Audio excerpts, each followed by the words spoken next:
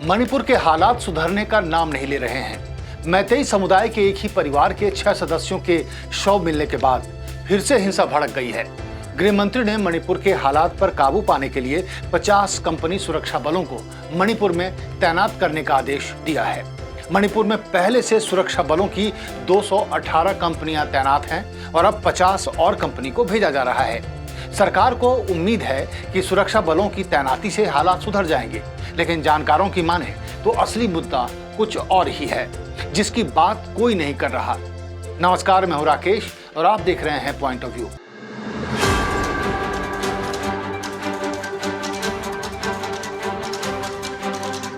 Manipur high court ने 27 मार्च 2023 को एक आदेश में राज्य सरकार से मैतेई समुदाय को शेड्यूल्ड ट्राइब की सूची में शामिल करने की बात पर जल्दी विचार करने को कहा था। इस फैसले के बाद ही मणिपुर में उबाल आना शुरू हो गया। कुकी समुदाय को यह फैसला नागवार गुजरा और फिर मैतेई और कुकी में टकराव शुरू हो गया। जून 2023 से यह टकराव खूनी संघर्ष में बदल गया और अब तक चलता आ रहा है। कुकी और मैतेई समुदायों की लड़ाई में 200 से ज्यादा लोगों की जान जा चुकी है, लेकिन उसके बाद भी ये रुकता हुआ दिख नहीं रहा। पिछले हफ्ते सुरक्षा बलों ने 11 कुकी उग्रवादियों को मारने का दावा किया था, लेकिन कुकी समुदाय ने कहा कि मारे गए कुकी उग्रवादी नहीं बल्कि ग्राम रक्षा दल के सदस्य थे, जिसे सुरक्षा बलों ने गोली मार दी। इस घटना का बदला लेने के लिए एक ही मैतेई परिवार के 6 सदस्यों का अपहरण कर लिया गया, जिनके शव बरामद हो चुके हैं। मतलब ये कि हिंसा का एक नया दौर शुरू हो गया है। सबसे चौंकाने वाली बात है मणिपुर पर पीएम मोदी की चुप्पी।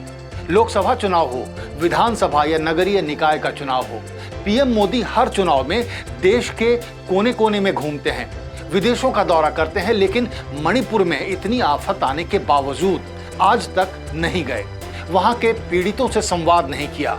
इतनी हिंसा के बाद भी सीएम वीरेन सिंह अपनी कुर्सी पर बने हुए हैं। मणिपुर में इतने तनाव की स्थिति होने के बाद भी गृह मंत्री के चेहरे पर कोई शिकन नहीं है। आखिर मणिपुर में शांति कायम करना क्यों सरकार की प्रायोरिटी में नहीं है?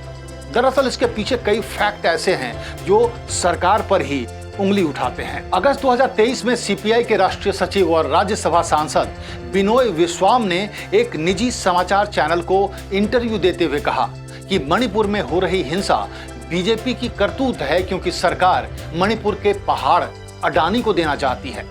अगस्त 2023 में ही प्रकाश आंबेडकर ने एक दैनिक न्यूज़पेपर इंडियन एक्सप्रेस से कहा था कि बीजेपी सरकार प्लैटिनम माइनिंग के लिए मणिपुर के पहाड़ अडानी को देना चाहती है। वंचित बहुजन अघाड़ी के प्रेसिडेंट प्रकाश आंबेडकर ने कहा कि प्लैटिनम का एक बड़ा भंडार मणिपुर के पहाड़ों में है, जिस पर कुकी समुदाय के लोग रहते हैं। इसीलिए कुकी समुदाय को पहाड़ों से निकालने के लिए हिंसा का सहारा लिया जा रहा है।